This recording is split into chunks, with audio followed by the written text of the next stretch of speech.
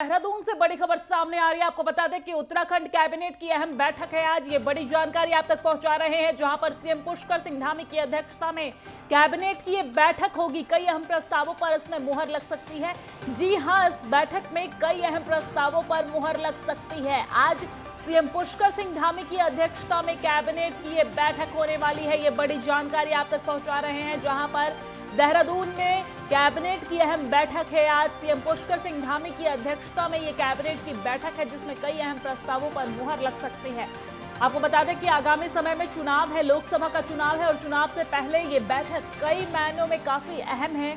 और आज के इस बैठक में कयास ये लगाए जा रहे हैं कि कई अहम प्रस्तावों पर मुहर लग सकती है। सीएम पुष्कर सिंह धामी की अध्यक्षता में कैबिनेट की ये बैठक होगी, जिसमें कई अहम प्रस्तावों पर मुहर लगने के कयास लगाए जा रहे हैं। ये बड़ी जानकारी आप तक देहरादून से, जहां पर आज कैबिनेट की बैठक होने वाली है और इसकी अध्यक्षता मुख्यमंत्री पुष्कर सिंह धामी करेंगे। और इस बैठक में कई अहम प्रस्तावों पर मुहर लग सकती है। ये बड़ी जानकारी आप तक पहुंचा रहे हैं, जहां पर सीएम पुष्कर सिंह धामी की अध्यक्षता में कैबिनेट की बैठक होगी। कई अहम प्रस्तावों पर मुहर लग सकती है। उत्तराखंड कैबिनेट की अहम बैठक है आज और सीएम पुष्कर सिंह धामी इसकी अध्यक्षता करेंगे। और इस बैठक में कई अहम प्रस्तावों पर मुहर लग सकती है। चुनाव से पहले ये बैठक कई मायनों में काफी अहम है। इस बैठक में तमाम जो कैबिनेट के मंत्री हैं वो शामिल होंगे, प्रदेश के जो मंत्री हैं वो शामिल होंगे। और इस बैठक में कई अहम प्रस्तावों पर चर्चा हो सकती है। चर्चा के बाद जो अहम प्रस्ताव होंगे, जिस पर सहमति बनेगी, उन प्रस्तावों पर मुहर लग सकती है। लेकिन देखना होगा कि इस बैठक में किन किन मुद्दों पर चर्चा हो सकती है। और इसी खबर पर ज्यादा जानकारी के साथ हमारे संवाददाता उपेंद्र सिंह राणा फोन लाइन पे जुड़ गए हैं। उपेंद्र, आज सीएम पुष्कर सिंह धामी की अध्यक्षता में कैबिनेट की बैठक होने जा रही है। कई मायनों में ये बैठक अहम है। किन किन मायनों में अहम है? इस बैठक में क्या क्या चर्चा हो सकती है? क्या कुछ पूरी जानकारी आपके पास है, बताइए। देखिए, बिल्कुल आज मुख्यमंत्री पुष्कर सिंह धामी की अध्यक्षता में आज से जो कैबिनेट बैठक होनी है, और कैबिनेट बैठक में कई सारे अहम प्रस्तावों पर जो है वो आज मुहर लग सकती है। लगभग ये माना जा रहा है कि 1.5 दर्जन से ज्यादा जो प्रस्ताव हैं वो कैबिनेट में आएंगे और उस पर जो है वो चर्चा होगी, जिसमें सबसे पहले जो एक सबसे बड़ी जो आज जो निर्णय लिया जा सकता है वो आबकारी नीति को लेकर जो है वो लिया जा सकता है। क्योंकि आबकारी नीति में जो पर्यटन सेक्टर में जो राजस्व बढ़ाने की जो संभावनाएं जो सरकार तलाश रही है, उसको लेकर नई नीति जो है वो सरकार बना सकती है। संभावना जताई जा रही है कि जो नीति में सरकार जो है यह प्रावधान कर सकती है कि यदि कोई होटल स्थापित करता है या उसमें बार की अनुमति देने की जो प्रक्रिया जो आसान बनाया जा सकता है, उसमें कुछ छूट जो है वो दी जा सकती है। तो इसको लेकर जो है एक नई नीति जो है वो आबकारी को लेकर बनाने की तैयारी जो है वो सरकार की है। और साथ ही ये भी लक्ष्य रखा गया है कि जो नया वित्तीय वर्ष होगा उसमें आबकारी से जो राजस्व प्राप्ति का जो लक्ष्य रखा गया है, पहले जिस प्रकार से 4,000 करोड़ था, अब जो है उसको बढ़ाकर जो है 4,500 करोड़ जो है वो किया जा सकता है। फिलहाल नई आबकारी नीति का जो प्रस्ताव है वो तैयार हो चुका है और इसको लेकर कई बार मुख्य सचिव एस.एस. संधू के द्वारा जो है वो बैठक भी की जा सकती है, की गई है। तो यानी कि ये माना जा सकता है कि इस कैबिनेट बैठक में नई आबकारी नीति को लेकर जो है वो प्रस्ताव लाया जा सकता है, उस पर मुहर लग सकती है। दूसरा, इसके अलावा जिस प्रकार से जो खिलाड़ियों को सरकारी नौकरी में 4% क्षैतिज आरक्षण को लिए जो कार्मिक आए थे, वित्त विभाग से अनुमति उसको दे दी गई है और आज इस पर जो है चर्चा हो सकती है। साथ ही साथ जो विधेयक के रूप में लाने के लिए जो है विधानसभा सत्र में अध्यादेश भी जो है उसको लाया जा सकता है, तो इस पर जो है वो चर्चा होगी। दूसरा ये भी है कि जो पीआईडी नीति में जो है वो संशोधन किया जा सकता है, उसका मसौदा जो है वो कैबिनेट के सामने जो है वो लाया जा सकता है।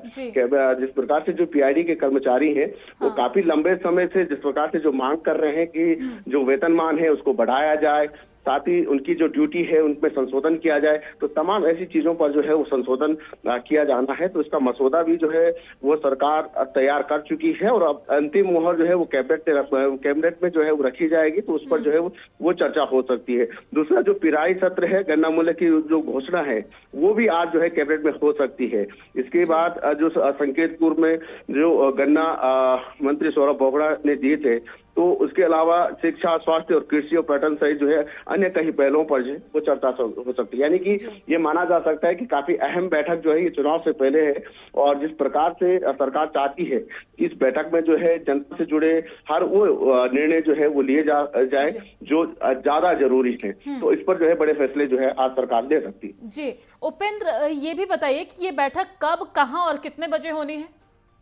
देखिए, ये करीब 10 बजे जो ही सुबह करीब जो है ये बैठक होनी है, और इसमें तमाम जो मंत्री हैं सरकार के वो शामिल होंगे, और साथ ही जो सचिव हैं और जो अधिकारी हैं उस बैठक में सम्मिलित जो है वो होंगे। और ये देहरादून के सचिवालय में विश्वकर्मा भवन में जो है ये बैठक जो है वो सुबह 10 बजे से जो है वो शुरू होगी।